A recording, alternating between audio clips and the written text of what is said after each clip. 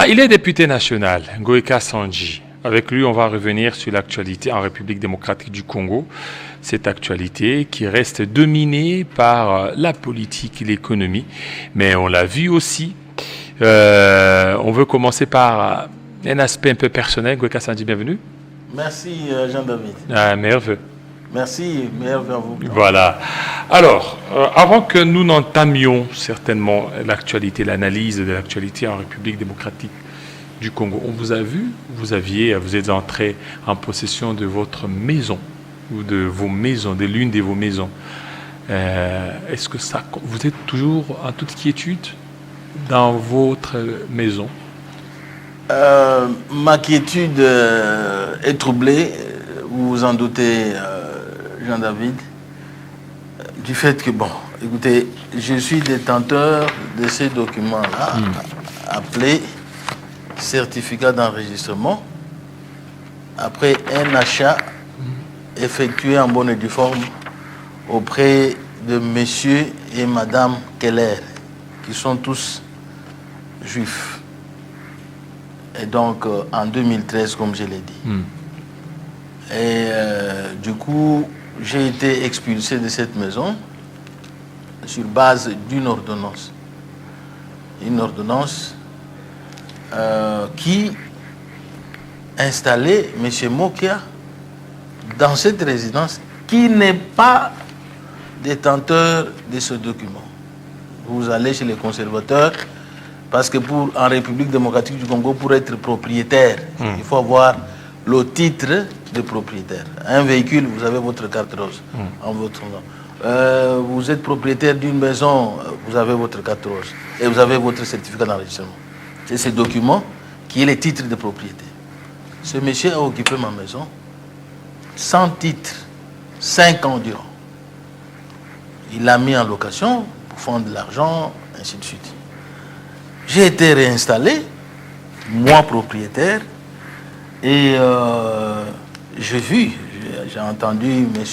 Sabé, l'inspecteur général des services judiciaires et pénitentiaires, qui a écrit 4 fois des lettres, avec des tentatives de vouloir réinstaller.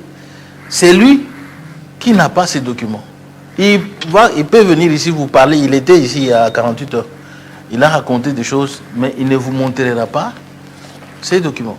Et il vous dira, non, je suis propriétaire depuis 1995. Mais, monsieur, montrez le titre de propriétaire de cette parcelle de Roi-Baudouin au numéro 102. Il ne vous montrera pas. Il va vous raconter des choses et des choses. Donc, moi, je tire mon origine, l'origine de cette parcelle, de par l'achat que j'ai effectué. Depuis 2013. 2013. Lui, il vous racontera des choses.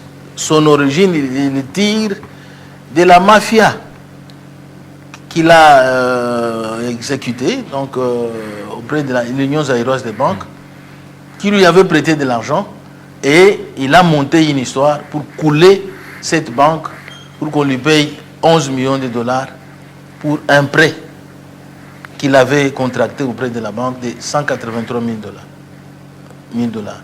Et il a fait perdre son certificat d'enregistrement et du coup, il fait condamner la banque qu'on lui paye 11 millions de dollars.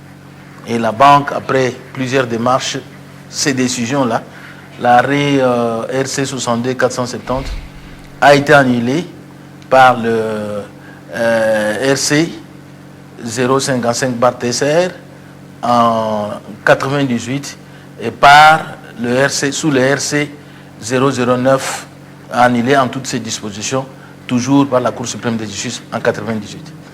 Le dernier arrêt concernant ces dossiers est intervenu en 2019. Il va vous parler d'un arrêt de 2018, mais le dernier arrêt concernant ce dossier est de la Cour de cassation. Et ça dit quoi cet arrêt?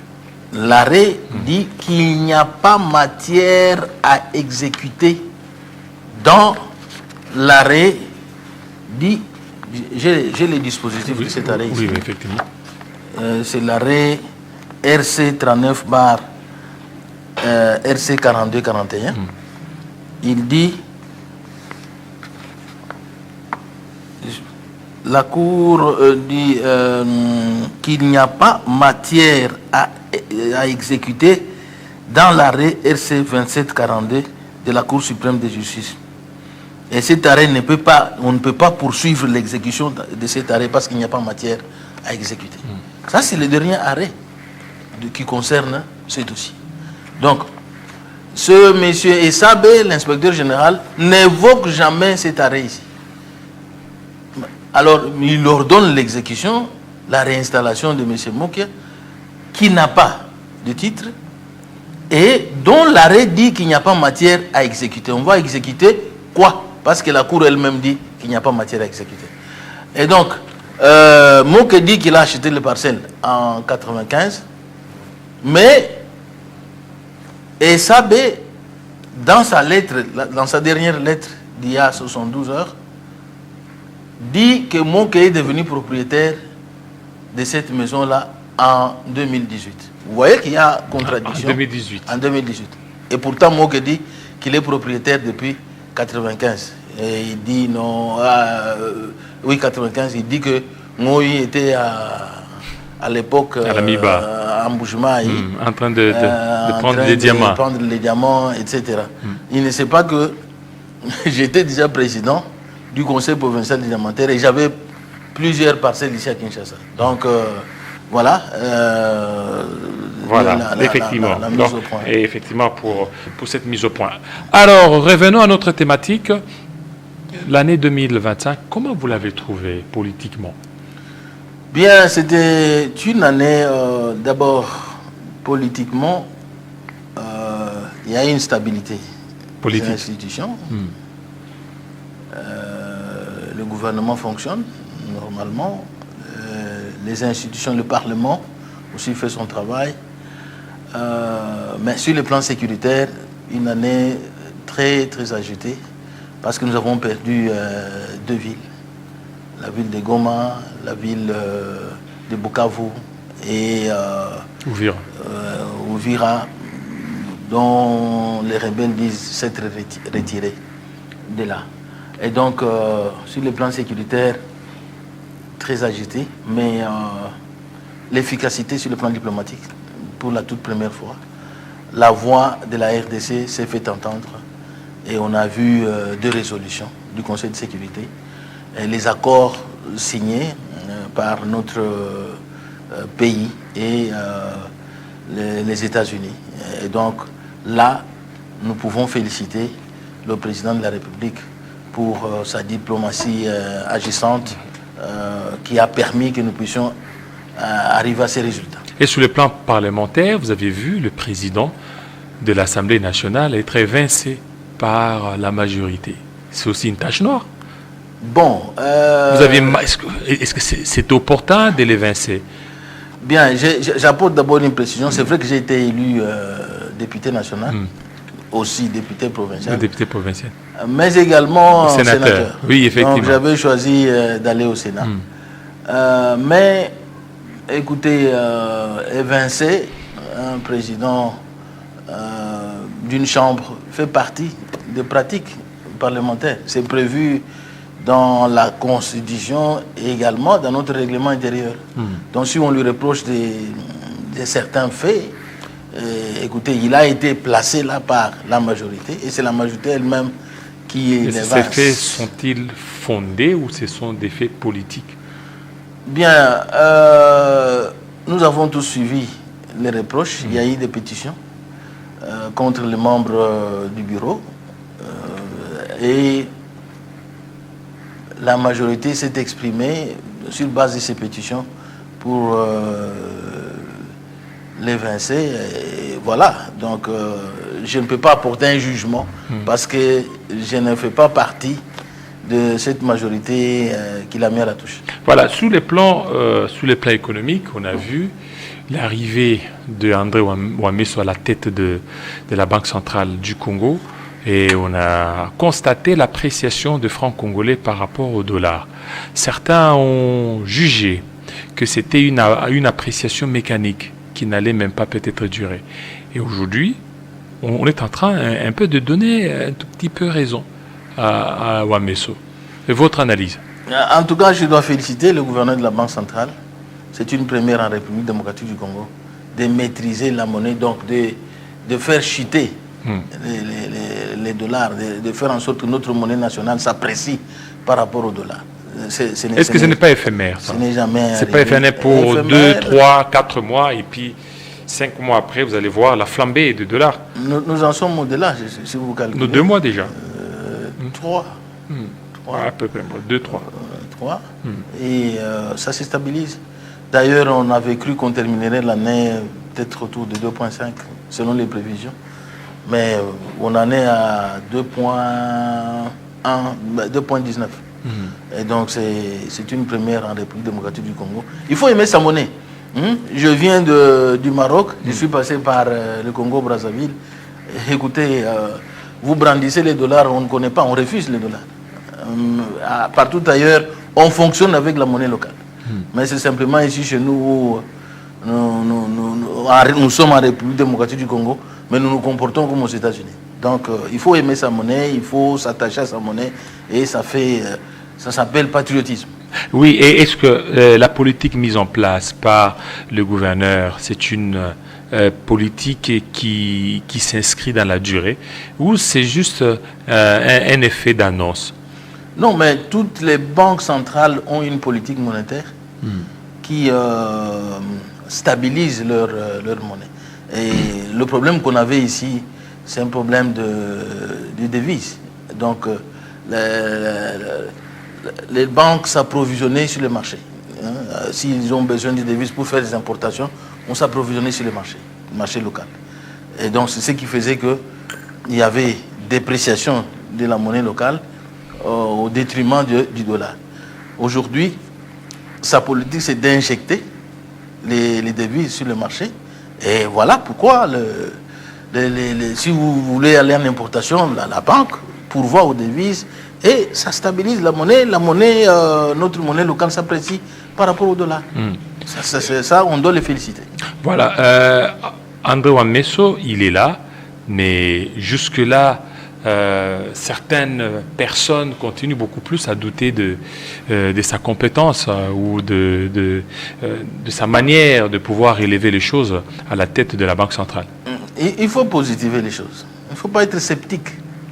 Quand il y a une action positive qui ramène les résultats, eh bien, soutenons cette action au lieu d'être sceptique, au lieu d'être négatif.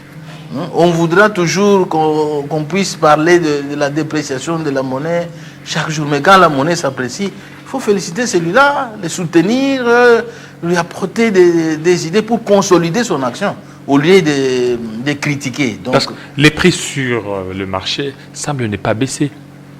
Bon, moi, j'étais de cet avis-là. Mais vous avez fait les constats? De plus en plus, je vois qu'il me convainc. Il me convainc. Tellement que vous avez les dollars, vous ne sentez pas ça? Bon, j'ai les dollars. Vous avez les dollars. J'avais commencé par voir. Vous ne sentez pas. Les carburants que j'achetais, ça avait à un moment donné diminué un peu.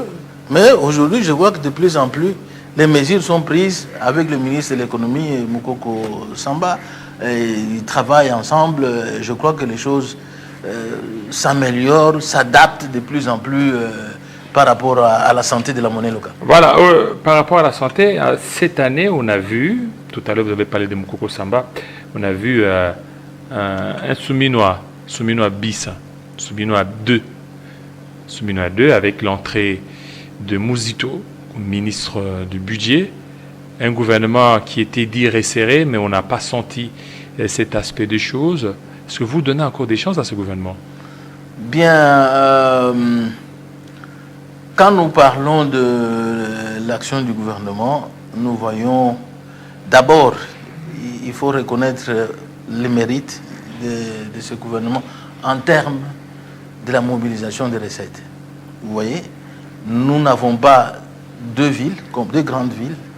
Les recettes de cette partie-là ne sont pas répertoriées au budget, mais au moins les efforts sont conjugués pour pouvoir consolider notre budget qui est en nette progression par rapport à, quand nous voyons en termes de pourcentage et tout ça, aux pays de la région, il y a au moins des avancées de ce côté-là.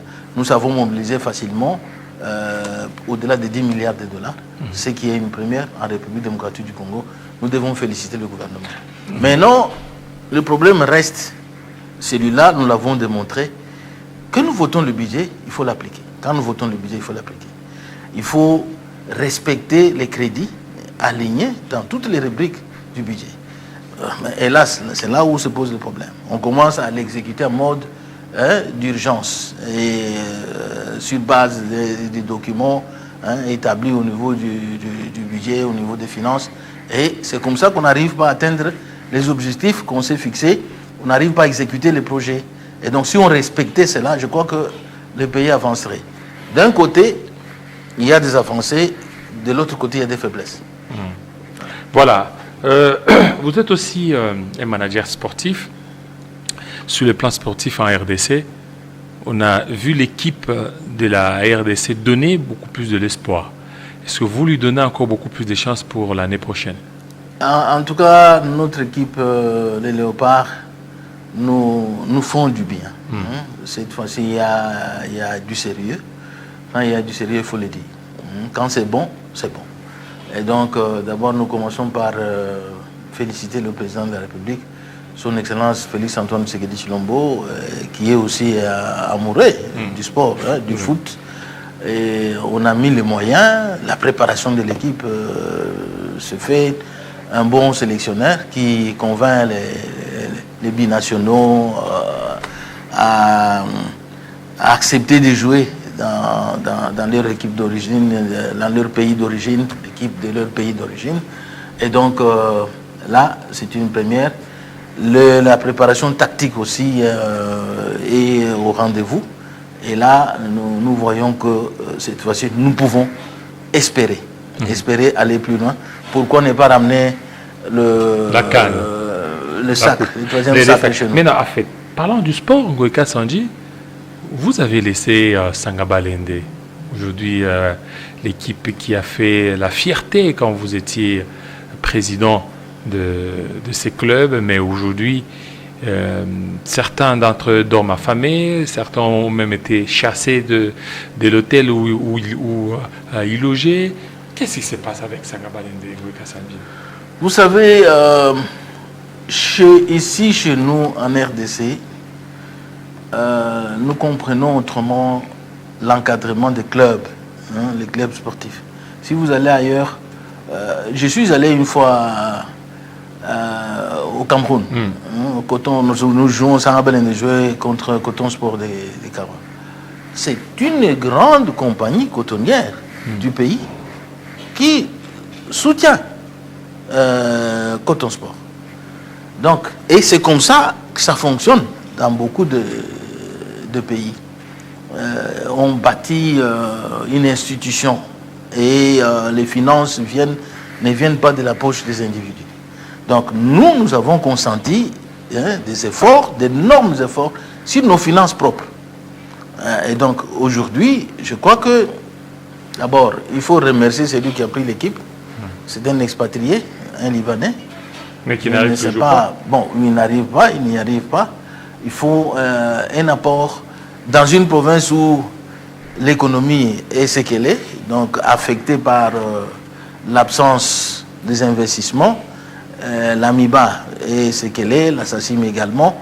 Il faut booster l'économie en injectant des fonds à l'AMIBA pour sa relance. Malheureusement, les fonds traînent, nous ne savons pas pour quelles raisons, les 50 millions qui ont été promis. Et la SACIM également a été assassinée par des mesures qui l'ont obligé de vendre à perte sa production. Et donc nous espérons que si ces entreprises sont relancées et que l'on mette en place une politique de soutenir ces clubs qui encadrent les jeunes, aussi quelquefois, vous savez, les loisirs, ça occupe aussi la population, ainsi de suite. Aujourd'hui, on a tendance à vouloir regarder sur Canal+, les clubs, la Champions League, la Liga, la Première Ligue, ainsi de suite. Aujourd'hui, notre football est en baisse. Donc il faut trouver des réponses. Ceux qui peuvent consentir des efforts à partir de leurs propres économies pour financer le club, il faut les soutenir. Il faut éviter d'y mêler la politique. Aujourd'hui, nous en avons vu les conséquences. Voilà. Et Kachala Bonzoula, où est-ce que vous en êtes? Vous avez laissé aussi cette grande infrastructure. Je pleure. Je pleure parce que la dernière fois, la saison passée, j'ai dû supporter. J'ai acheté la pelouse pour permettre au club de jouer localement. Aujourd'hui, bon, la pelouse coûte combien? C'est quoi? Qu'est-ce qui se passe? On ne veut pas. Est-ce que le gouvernement provincial est incapable d'acheter la pelouse pour permettre à ces clubs, aux clubs locaux, d'évoluer localement? Il faut se déplacer, aller à Kananga, où il n'y a pas de pelouse synthétique. Ou si on peut aménager le stade Tchikisha, si ils ne veulent pas dépenser 100 000 $, on peut aménager le stade Tchikisha. Les clubs peuvent jouer localement sur la pelouse naturelle. Je ne vois pas de problème. Mais tout est à l'abandon et il y a la saleté qui est au rendez-vous, il n'y a pas de maintenance et tout. Je me pose la question, si on n'a pas l'art de maintenir les infrastructures existantes avant d'en construire d'autres. Parce que il faut, moi j'avais trouvé le gouvernorat en construction dont la toiture était emportée par la pluie. J'ai dû refaire les travaux presque à zéro. J'ai commencé et aujourd'hui j'ai laissé ce gouvernorat-là. C'est l'œuvre de mon prédécesseur qui avait entamé mais qui n'avait pas achevé. Donc la pluie venant emporter la toiture, j'ai refait tous les travaux parce qu'il y a le principe de la continuité de l'État. Parce que Kachala Bonzoula, c'est votre nom, alors peut-être ils ne veulent pas pérenniser votre nom. Bon, ça ne se fait pas en politique. Il y a la continuité de l'État. Et pour 2026, qu'est-ce que vous souhaitez pour votre province? Bien, du succès. D'abord, la stabilité des institutions. Ça aussi est un problème. On change de gouverneur à tout moment. Oui, vous savez qu'on est élu sur base d'un contrat. Le contrat là, c'est le programme du gouvernement présenté à l'Assemblée provinciale. Donc il faut honorer le contrat que vous avez pris avec le peuple. Et donc nous souhaitons que cette fois-ci, le budget qui a été présenté par le gouverneur à l'Assemblée provinciale soit appliqué et que les projets soient exécutés au bénéfice de la population et que chacun fasse sa part. Donc il a été demandé ici la stabilité des institutions. Là j'en appelle à la sagesse des uns et des autres, des députés provinciaux, du gouverneur, de mettre le peuple au centre de l'action. Voilà, le peuple au centre de l'action. Merci beaucoup, Ngueka Sandji, surtout de votre passage. Avec vous, on est passé en revue la situation en République démocratique du Congo sur le plan sécuritaire, politique, économique, sur le plan aussi sportif. Restez branchés sur Télé 50 tout à l'heure, la grande édition de Christopher Ochokoum. Il sera 20h à Rutshuru, 19h à Kinshasa, 19h aussi à Matadi. Portez-vous très bien, à très bientôt.